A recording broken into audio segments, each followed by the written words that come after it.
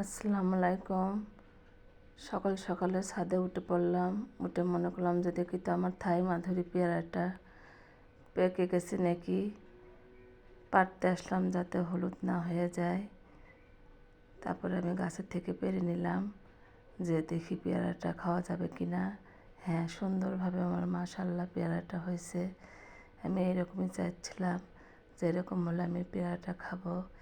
এর আগে একটা এর থেকে হলুদ হয়েছিল, সেটা একবারে ভিতরে লাল।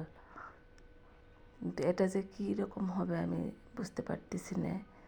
কাটার পরে বুঝতে পারবো। আর এই যে আমার ফিলিপাইন আখের গাছের এই যে পাতাগুলো কিন্তু আমি তুলে তুলে ফেলে দিচ্ছি। এইভাবে তুলতে হয়, তুললে কিন্তু অনেক ভালো হয়।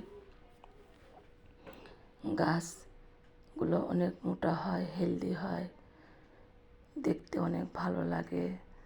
তারপরে ফিলিপাইন আখের যে একটা কালার আছে চকলেট কালারের মতো, সেটাও কিন্তু সুন্দরভাবে হয়ে যায়।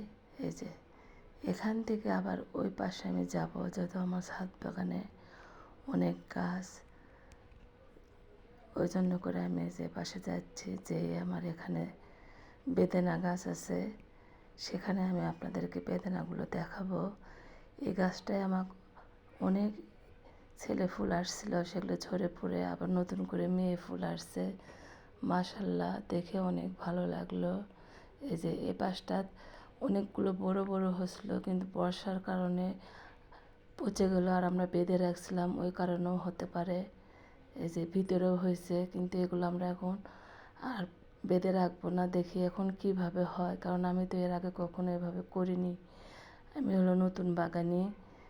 এই যে দুই পাশে দুইটা এই যে সুন্দর করে রেখে দিছি আমি। আমার বাগানে আর একটা আছে অনেক দিন দূর সরে যেয়ে, সেটা এই যে সুন্দরভাবে আমি সবাইকে দেখালাম। আল্লাহ।